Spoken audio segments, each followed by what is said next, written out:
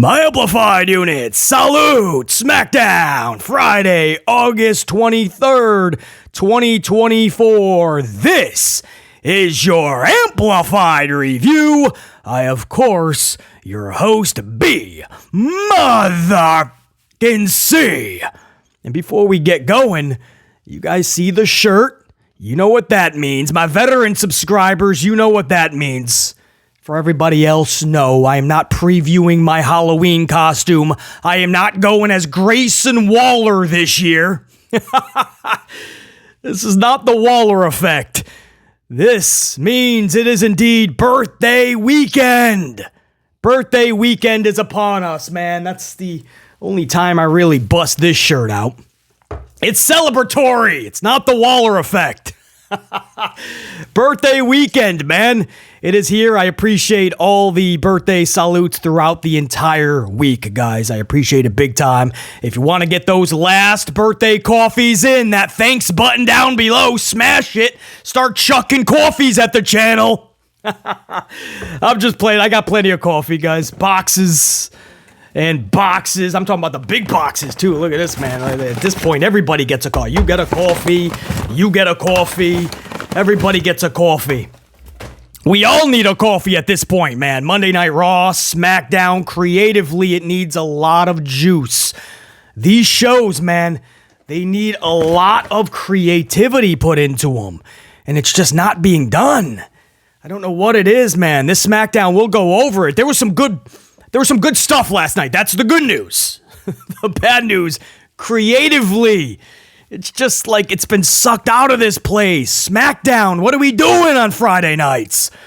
What are we doing on Monday nights, man? 3 hours of television. That's hard enough for Hunter. By the time he gets to Friday, he's probably checked out, bro. The writers are like giving him a bunch of things. He's just like approved, approved, approved, approved. Are we done? Sir, we didn't even put on the show yet.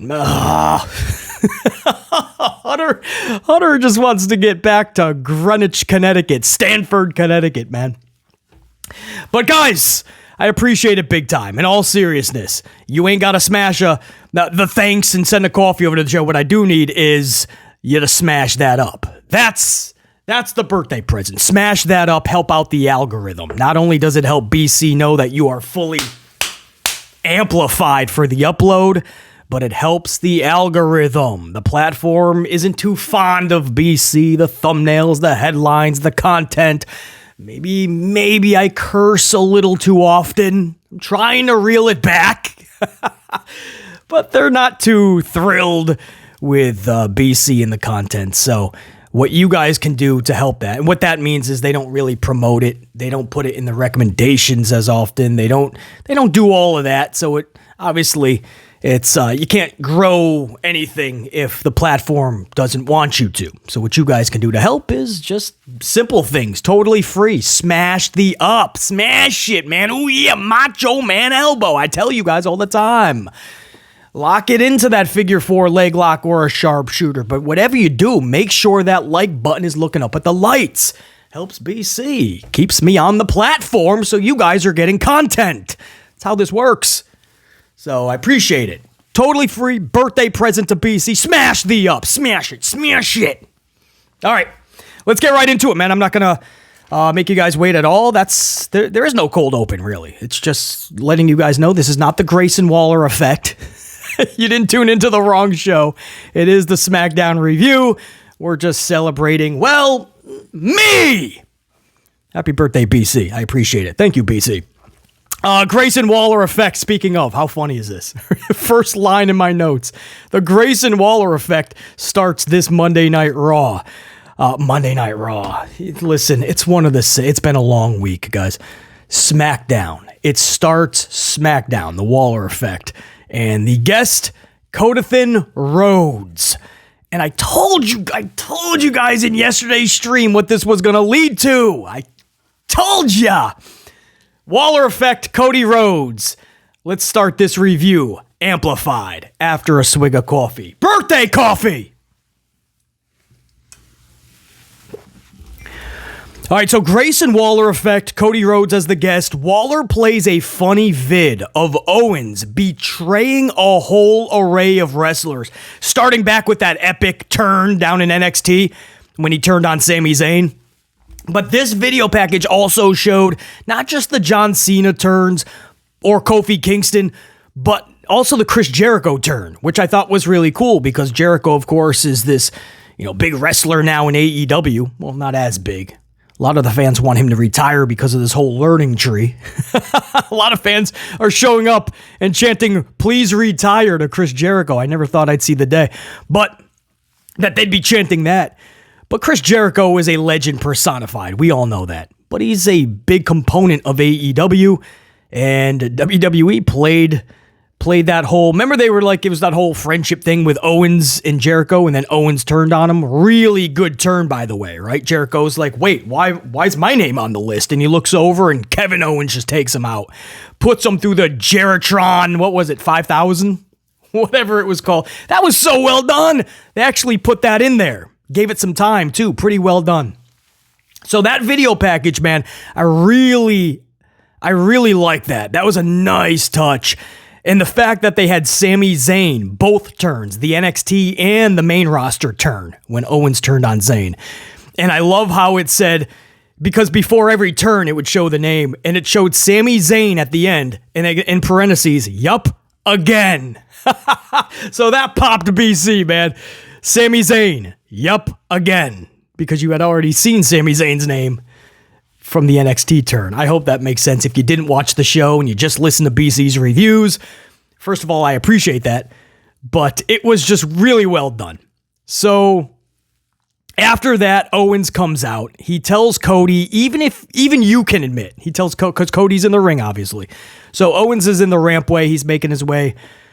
I think he stayed in the rampway, actually. But he's telling Cody, even you can admit, they all deserved that. Him turning on them. And then he says, well, except for Kofi. He looks at the camera and he goes, Kofi, I'm actually sorry. He goes, Kofi didn't deserve that. He's a good guy. Everybody else, they deserved it. Jericho, even John Cena, he said deserved it. But he said, Kofi Kingston didn't deserve that. I apologize. I thought that was just so well done, man. At least for a laugh, right? At least popped BC. So Owens then says we all know how this works, right? We all brawl and then Nick Aldis makes a match. Let's skip all of that and just make the match right now. Aldis hits the top of the ramp and makes the match official for the main event. Owens then asks if he can have a moment, right? He asks Nick Aldis because Owens is now toward the ring but still in the aisleway. Aldis is at the top of the ramp. And Owens asks Aldis if he still can have a moment just to punch Waller in the face. And Aldis goes, Kevin, just make it quick. And Owens gets in there and they brawl. And before that, Owens goes, I know this is in reverse, right? We're supposed to brawl and then we're supposed to set up the match. But they already made up the match. So then he goes, I know this is in reverse, but can I still have a moment to punch Waller in the face? And Aldis obliges. I just thought that was so funny, man. As I said in yesterday's stream, this was going to be a can they coexist storyline. Because I was live with you guys, and right before I went live, I saw that there was an interaction between Cody and Waller, like on the social doohickey machine, something like that. And I said, they're going to put this into the show, this Cody Waller thing, and they're going to have Austin Theory jump in, Owens will then get involved, and they're going to do a can they coexist. It was obvious. It's the most simplistic, non-creative way they could have went, but that's kind of the direction that they've been in since SummerSlam. So you just knew it was coming. And I told you guys that in the stream, and sure enough, man, that's exactly what happened. That's not a pat on the back, man. I was hoping that I was wrong. I was hoping that was not going to be the case. We'd get something unique, something refreshing, something creative to make us care about Cody and Owens that was made just 2 weeks ago out of nowhere. Face versus face. Even Owens admits his record hasn't earned him a title match, so it's even more out of nowhere. It's almost like Hunter Hearst Helmsley was chucking baloney at the wall wherever the name hits. That's who's going to face who, right? Randy, it landed on Randy for Gunther. He's like, wait, Randy's on SmackDown. Hunter's like, how do I get Randy over to Raw for a title match? Oh yeah, remember a few months ago he accidentally had his shoulder up and we never talked about it? There you go. We'll just throw him on Raw. Nobody will ask questions. It lands on Owens next for Cody's title. Owens, wait a second. They're friends. He's a face. He hasn't won a lot of matches recently, especially. Screw it. We'll do a Can They Coexist? Come on. Can't we get a little more creative? Just a little bit. Just a little bit. But at least there was some funny parts to the segment, right? Like the video package, so well done. Sammy, yup, again. And it was cool seeing Chris Jericho back on WWE television, even if in that small of a way. But it was Kevin Owens, really, the last couple of weeks, pulling back the curtain a little bit and not insulting our intelligence, right? Even the most tribalistic of fans were like, that's an awkward title match. Cody Owens out of nowhere. Owens not even a part of SummerSlam. Does this weird run-in during the main event, was there for maybe 30 seconds and he was gone. But Owens added that into the story, right? Like if you look at my win-loss record, I don't deserve a title match. How many wrestlers you know talk about their win-loss record, right? And I love that because booking matters. And a lot of us fans, especially, I don't know, if you're over the age of 6, you want to get captivated by these stories, right? You want to get invested into them, but they have to meet you halfway, right? There has to be some believability to it. And the booking matters. You can't just have somebody lose 30 matches in a row and then they go for a title match, right? You can't have somebody lose 45 matches in a row and all of a sudden he becomes the top of the company. He's got 2 championships. He's on a 30-match winning streak. But he just lost 45 matches. How did he turn into Superman? That's why wins and losses do matter. Booking-wise, you don't have to know the exact number of wins somebody has or losses, but you start to feel a certain way when somebody loses a lot, right? That's what makes somebody a jobber, right? That's what separates the Brooklyn Brawler from John Cena. Barry Horowitz from Roman Reigns. If you don't know those names, there's a reason why, right? Those were the jobber of all jobbers back in the day. But that's what separates them, right? You look at somebody like a certain way because they're either a winner or they're a loser. Booking will do that, right? If somebody's constantly winning a lot, you're like, oh, that's the real deal. If they lose a lot, you're like, oh, that's a chump. And if it's 50-50, there's just no care, period. Owens talking about that win-loss record I thought was so cool. And then last night, talking about skipping the song and dance. Listen, Hunter Hearst Helmsley is giving all of us this stupid Can They Coexist Vince McMahon story. So let's just get it over with. Let's just make the match now. And that's what he said. Just Aldis, get out here. Let's just make the match. Because I don't want to go through this whole thing. Add that in there, man. Kevin Owens has been really good at that the last few weeks. Like getting us fans that need a little bit more of an explanation, right? A little bit more substance, a little bit more believability so that we can get invested. Owens is at least trying. Salute to Kevin Owens. And those are your silver linings in the first segment. Not much more to talk about, man. This was just a setup. Can they coexist? And if you think you've seen Waller and Cody on this show, this Waller effect before, it's because you have, guys. This is a redundant segment, just been recycled. And sadly, I bet you Hunter Hearst Helmsley doesn't even remember, just doesn't care anyway. But he just needed to get to a Can They Coexist? He needs 2 bozos. He's like, oh, Theory and Waller, those are my residential bozos. We'll talk about that main event in just a few minutes. Not a lot to talk about. It's exactly how you thought it would finish, but we'll talk about it for a minute. First matchup of the night, L.A. Knight versus Santos Escobar, U.S. title on the line.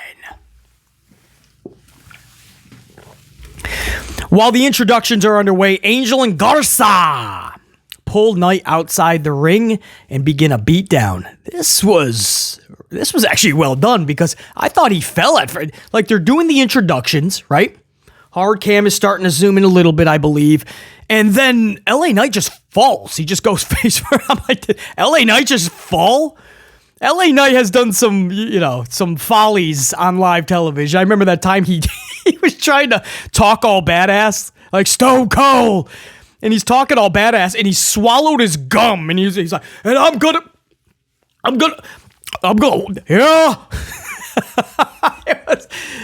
He slipped on the ropes a couple of times because he's all amped up. So LA Knight has had follies. I thought he fell on his face at first. I didn't see Garza and Angel and Garza. Wait, Humberto. What did I say earlier? Angel and Garza? Humberto and Garza. There you go. I got it right. I told you it's been a long week, man. Humberto and Garza. I did not see them pull LA Knight out of the ring. So it was pretty, it's not often that you see, that's why I say it was well done. It's not often that you see introductions halted, right? It's not often that you see, it's not often that you see the introductions not actually like be fulfilled. Because I was waiting to hear the pop because LA Knight, they were loud for LA Knight when he first came out. So I was waiting when his name got said, man, that was going to be a huge pop. But no, the introductions got halted.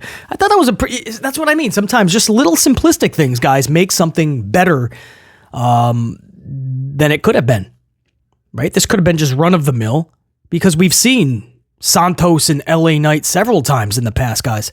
7 or 8 times within the last few months, tag team or one-on-one, whichever the case, they faced each other a lot. But it's those little things that adds to it, So LA Knight is taken out before the match. Referee Jess was just awesome, right? Referee Jess is like, you, Garza, you, Humberto, you're out. You gotta do that. If you're a referee in pro wrestling and you're kicking somebody out, if you don't do the dusty roll, if you don't roll before you kick them out, give them Das Boot, then did you really kick them out? You might as well just stay there because you didn't kick him out, man. You have to do the dusty roll. Humberto Garza booted. And then Elektra Lopez puts her hands on referee Jess in frustration. How dare you kick them out? So then ref Jess says, oh yeah? You're out of here. Das Boot. Referee Jess was giving everybody Das Boot. Loved it. That's one of my favorite. That is my favorite wrestler in the industry, guys. Referee Jess. So everybody's booted. So again, I like this, right? We've seen this so many times, them two together. We've seen the interference. Let's just do it one-on-one. Just put on the good match, right? Let everybody go, this is awesome. I don't think they got a this is awesome, thankfully. And it was a good match, by the way. This was their best match. Out of all their times together, this was their best. I don't believe that Washington, D.C. gave them a this is awesome. Thank you, guys. They just watched the match. And they were enjoying it. Maybe captivated by it, which is even better than enjoying it, being captivated by it for much of the match anyway. Right? Hopefully that's what they were doing. You don't have to feel like if there's a lull in the action, if there's a moment where they're just selling something, you don't always have to jump into it. This is awesome. Right? Save that. That's the biggest prestigious chant we can give individuals that are putting on a performance for the lifetime. We can't just give it for every match, guys. And if we do, then we have to come up with a better chant to give the most prestigious of moments in matches. I hope that makes sense. These days, we're giving this is awesome to everybody. It's got to stop. Has to. Because what happens when you get another match, if we ever do, like a Shawn Michaels Undertaker WrestleMania 25, what do we give them? Just the same old this is awesome? How do they know that they did anything like exceptional beyond if they're just getting the same thing that you gave, I don't know, P.D. Dunne and Sheamus on a Monday Night Raw? Fucking Mello and Andrade in a 9-minute SmackDown match. I just wish we had a chant now that's what this is awesome used to be. So anyway, pretty good match. LA Knight walks away with this W. Am I skipping anything? Nope. My notes just say, thought that was well done. The whole pre-match booting, Das booting. And then the match, again, like I said, was their best. Crowd was hot. Finish saw LA Knight hit a second rope springboard onto a top rope savage elbow. So he's on the second rope, springboards himself to the top rope, and launches himself for an "oh yeah, Macho Man" elbow. This is followed up by his finisher, the BFT 1-2-3, and still your U.S. champion LA Knight. No shock there. He was never dropping that title. I liked most of this, to be honest. For a rematch on paper, did nothing for me. But there was a level of amplification in this match. The pre-match festivities was really good. Das booting and just not even allowing the introductions to go through. That's something a little different. So it's those little things, man. And LA Knight in the red, too. He had the red armband. He had the red tights on. I think that's LA Knight. He always switches it up. Yellow, white, black. He does them all, the blue. The red, man, he was sticking out last night, right? The emphasis was more on LA Knight in the red. I think that's his color scheme. So LA Knight, he might want to stick with the red. It's like Hulk Hogan sporting those yellow trunks, yellow boots. He might want to stick with the red, man. He was really popping off last night. LA Knight keeps his championship. We end hour number 1 with the ladies. This was a 6-woman tag match.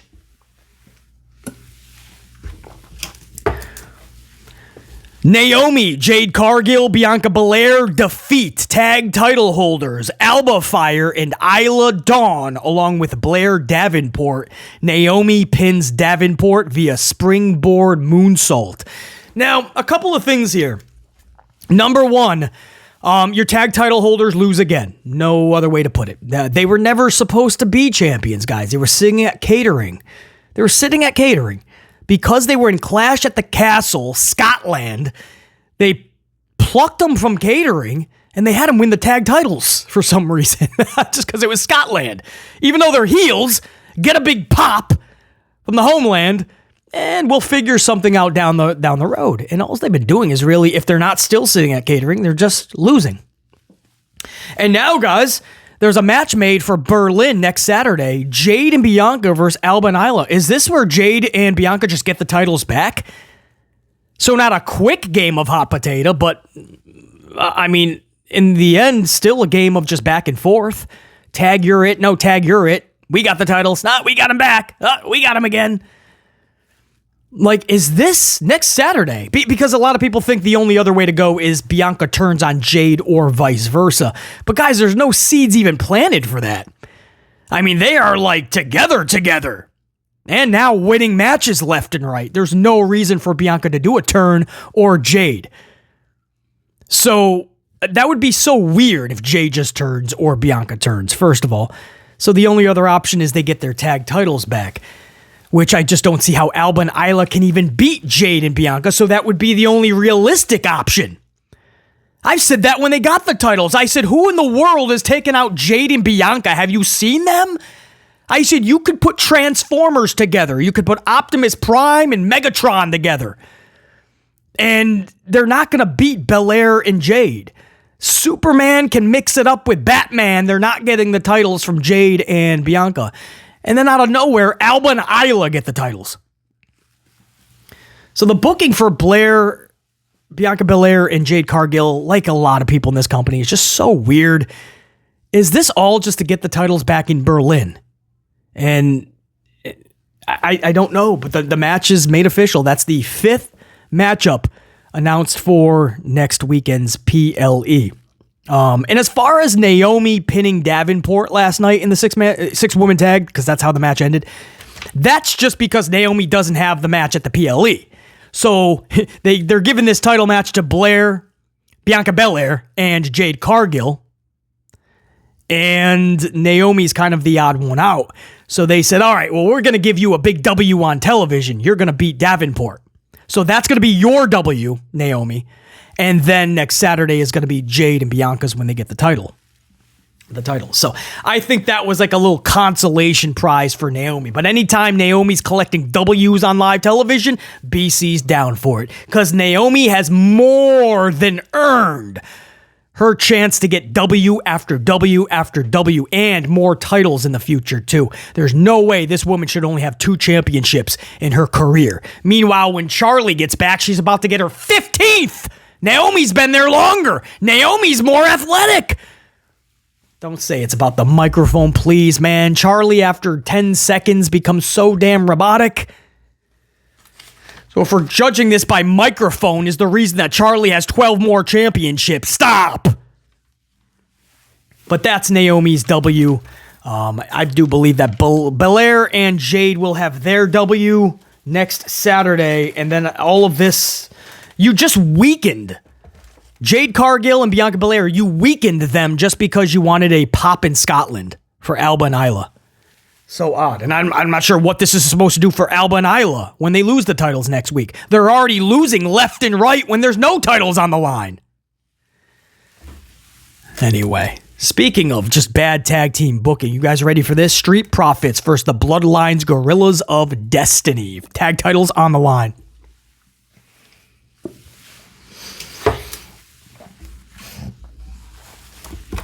So the Street Profits versus Bloodline's Guerillas of Destiny tag titles. Before the match, Solo takes the title from Jacob Fatu and says, you can't be a tag champion if you're going to be my personal enforcer. So that's just basically Fatu is what Solo was to Roman. Fatu is that guy for Solo. They're just prepping him to take over Solo's spot, right? Just like Solo just did for Roman when Roman took off. Eventually, they're going to look at Fatu as the guy. So this is just another stepping stone to the ultimate goal. As far as the titles, I have no issue with that. A lot of people are like, well, you can't just put the title on the guy that didn't win it. Guys, the Freebird rule has been a thing for years. I have no problem with this, whether it's Demolition, New Day, and so many people in between. There's 3 of the Guerillas of Destiny are the real tag team anyway. I always pictured it that it was going to be a Freebird rule. You know, Fatu might defend it a few times, but for the most part, it's going to be both members of Guerillas of Destiny, right? Tama Tonga and Tonga Loa.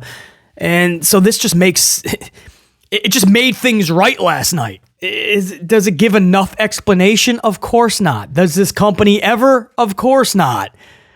But that's not one of the things I'm really going to bitch about too much because they should be the ones with the titles. And then the Street Profits. It's definitely sad, man. How do I put this? For the Street Profits, it's sad because they're right back to the we want the smoke gimmick. You know, this is the thing that started to get real stale and kind of annoying. But now it's almost like that whole Bobby Lashley time period. It's like it never happened. Or at least it was just a waste. Right? It was like a total failure. Hunter never gave it any. He put them together. He refused to give MVP and Bobby Lashley some type of resurrection of the Hurt Business. Literally. Told MVP and Bobby Lashley, no, I don't want to do that. So instead, he put the Street Profits with Bobby Lashley and didn't do anything. Sat him in catering or gave them nothing. And then when they didn't renew Bobby's contract, let it expire. So then he got Das Boot. Or at least they just parted ways. They didn't offer him anything. Bobby Lashley said he tried to do something with Hunter. Hunter just didn't click. He's not a Hunter guy. Hunter Hearst Helmsley. So he went his separate ways. And then the Street Profits just quietly, just as quietly as they turned, right? As awkwardly as they turned heels, they quietly and awkwardly turned back to faces somehow. They just turned out of nowhere, like Damage Control, getting beat up by other heels, and that makes them baby faces all of a sudden. Street Profits somehow became faces, and now all of a sudden it's we want the smoke again promos. It's so sad, man. It's like, wow, what a failure. Montez is so good. Montez is so good. Dawkins isn't bad either. But to see how they've been booked now, it's for the longest of time. It's like when they come through the curtain, I don't even care. In fact, I almost want to mute the whole song and dance, you know, bouncing around like goofballs, talking about wanting the smoke. Montez is more than that, man. Montez is more than playing the rowdy party goofball. But that's all Hunter sees, man. That's all Hunter sees in these dudes. So Profits are right back doing the same thing they were doing over a year ago. That was just making me want to bang my dome piece on a brick wall.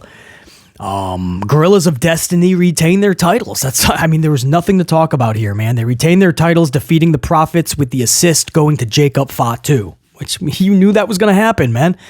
Post-match, DIY hits the ring to help the Profits, but just get their asses whooped in the process. That's another thing, man. You got to feel bad for DIY. No reaction at all when their music hit. Guys, it was almost as if nobody even knew who it was. BC included, by the way. I had no clue. I couldn't even hear the music. But there was music playing.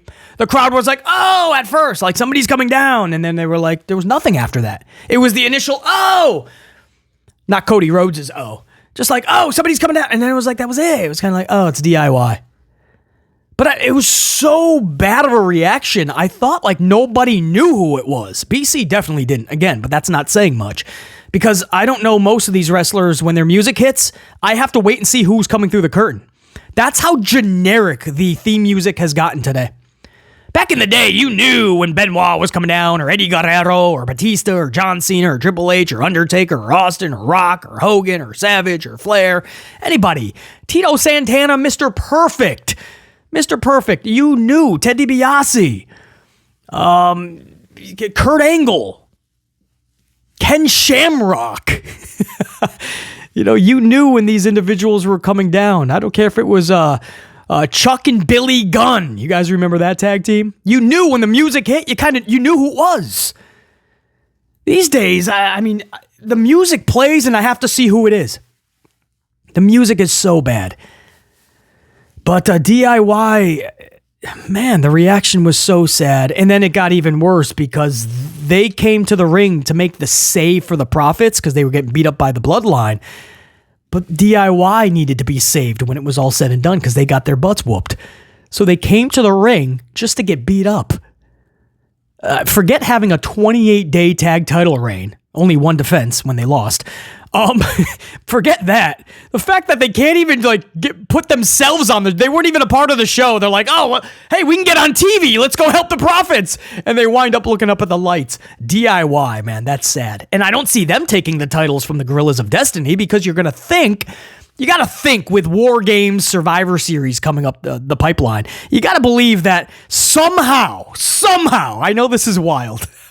Stick with me because one would have to move to SmackDown or one would have to go to Raw. I get it. But you got to believe it's going to be Jimmy and Jey Uso taking the titles from Guerillas of Destiny, right? Think about how, if you did it correctly, how epic that could be. And that's where Jey needs to be, right? Jey, I'm proud of him for doing his thing on the singles run and selling the t-shirts and everybody eating around. But I just don't look at Jey as that top tier singles guy. And that's my favorite tag team, guys. I give him the most praise. My favorite tag team, Jimmy and Jey Uso. I don't have that connection as a singles dude. Jey isn't as comfortable in that position, unfortunately. Jimmy and Jey, tag team, that's the storyline. I don't know how we get there. I would have to think about it, do some creative. It's not my job to do it, but it is Hunter's, and he barely does that, if at all. But somehow that has to be it, man. Usos, Guerillas of Destiny. You gotta believe it, right? That's... So, DIY just getting their titles back? Why take it from them anyway? But DIY comes down to make the save, and they just need to be saved. Anyway, that's it. That's what I got for you guys. On this match, anyway. Street Profits, looking up at the lights. Jacob Fatu with the assist. Bloodline keeps their titles. DIY shows up. They should have just stayed in the back. Then we go to a backstage segment. It's Tiffy time! So Jax, Tiffy time. Tiffany Stratton and Pretty Deadly backstage. Pretty Deadly is trying to fix Nia's crown. Jax overhears Chelsea Green and Piper Niven talking around the corner. So Jax makes her presence felt and she's like, in case you haven't heard, I'm not in the mood. And Chelsea and Piper are like, all right, we're out. But not before overhearing Chelsea talking about how it's only a matter of time before Tiffany Stratton stabs Nia Jax in the back and goes for her championship. which just pissed off Nia Jax. I'm so torn by this Jax, Tiffany Stratton, Pretty Deadly stable, because on one hand, I'm totally for it. It makes sense.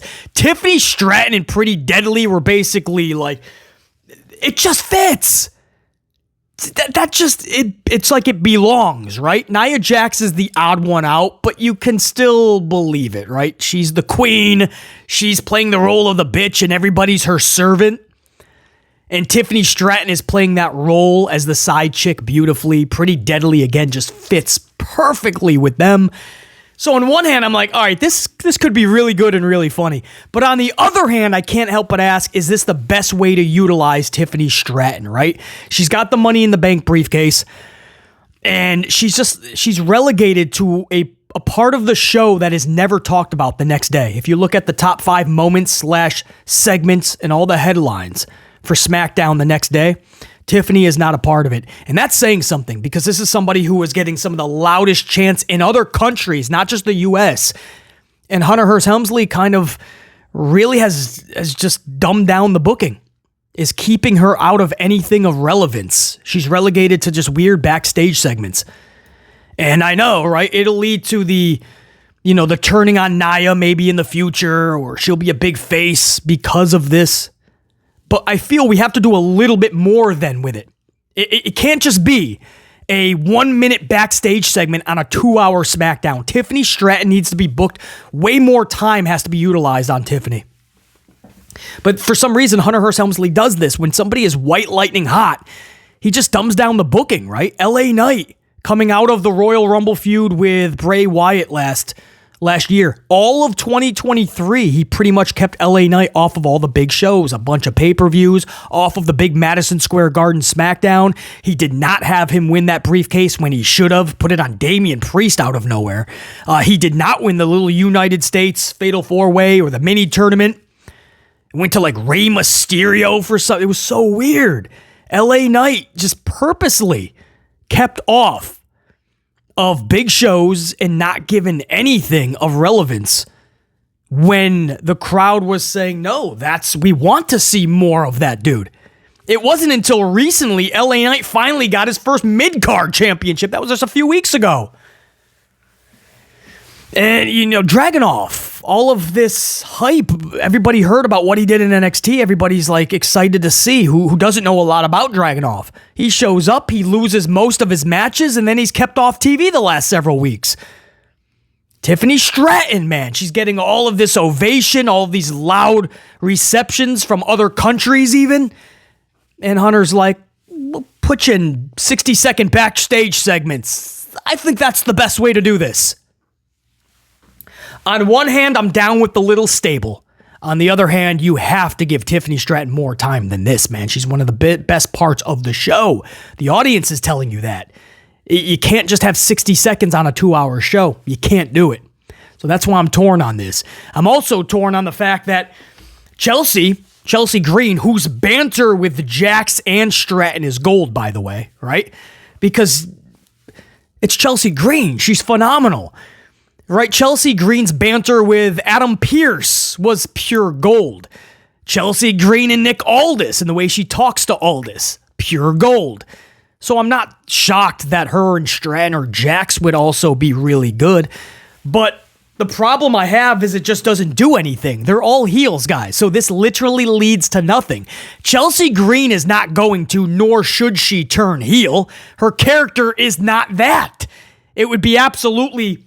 The fire that Chelsea Green brings with that character would be put out. Too much water would be doused on it if you turn her face. So it's not leading to that, nor should it. Nia Jax is not going to turn face for the 87th time, nor should she. So, in Tiffany, I don't know what having them together is doing. They're all heels. Chelsea should be working in a story or program with faces. Nia and Tiffany should be working a program with faces. You got Michin on the side. I think they made that matchup for next week. Michin versus Nia, I believe. I don't know if Shotzi is ready to come back yet, but Michin has been kind of teasing a tag team with Shotzi. So if Tiffany and Nia kind of double team on Michin, maybe you could start to see the process of Shotzi trying to make the save. Again, I don't know if she's cleared yet, but look for a Michin Shotzi tag team in the future. But I guess that's the program for Nia right now. Michin is her big program. Chelsea is just wandering backstage, having this banter with other heels. So again, I want to like it because it is Chelsea, but it's like it leads to nothing. And that's the problem. We don't have enough good face versus heel action going on, right? The title match is friends Kevin Owens and Cody Rhodes. Backstage, you have Tiffany, Nia bantering with Chelsea Green. Just doesn't make sense. So that's why I'm torn with all this, man. The character development of Tiffany Stratton, Chelsea Green, I really, really like it. Pretty deadly with Tiffany, I think fits so well. They're really pumping up this Queen thing with Nia. You gotta believe that it's gonna be Charlotte Flair, Queen Charlie. That's gonna face Queen Nia, right? You gotta believe that that's what they're setting this up for. And Tiffany will either help Charlie get that title or keep Charlie from getting the title from the jump. I don't know how they're going to do that. Not sure if Hunter knows how he's going to do that. But that was that backstage segment. I had to take a few minutes on that because I'm just so torn with the women's division just not making sense. Main event. This will be quick. My notes, this is not even a paragraph. Can they coexist? I literally put that with an LOL in my notes. Cody and KO versus Waller in Theory. Faces for the W. That's all I put. You guys know this. Post-match, Owens looks like he's about to hit Cody with the title. He starts rushing after Cody, but Cody turns around. So he emphatically... Right, because he had so much momentum, like he's going to hit Cody, but he emphatically hands the title to Cody. And then he puts all his frustration and his attention onto Waller in Theory. Come on, you want more? And Cody's like, what the heck? It looked like you were about to hit me with that title. And that's how we went off the air, right? Can they coexist? The answer is yes, with a little attention, right? Little tension added in.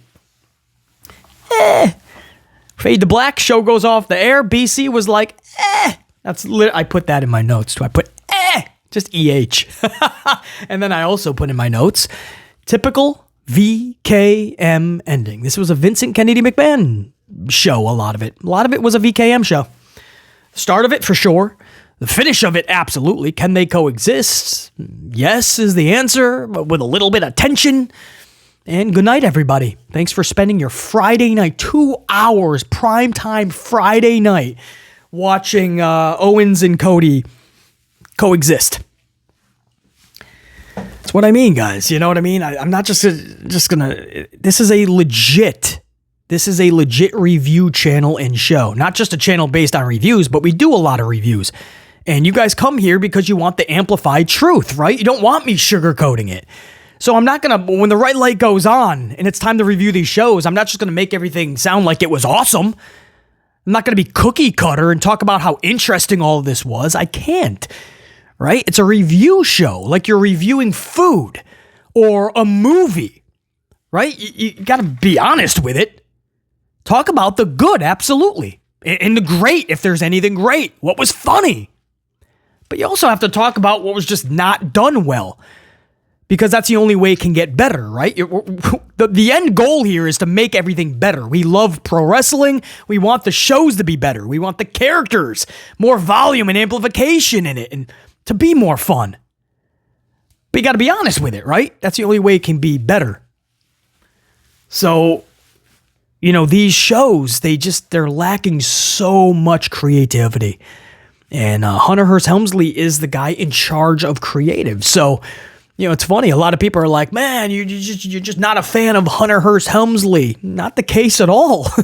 Not the case at all. He's not one of the first dudes I'd want to have a coffee with. No. Just based on how he's gone about business over the years. But I was a huge fan back in the day. I would do the water spritzing. Right? MJF was just talking about how he would do the water and the spritzing, right?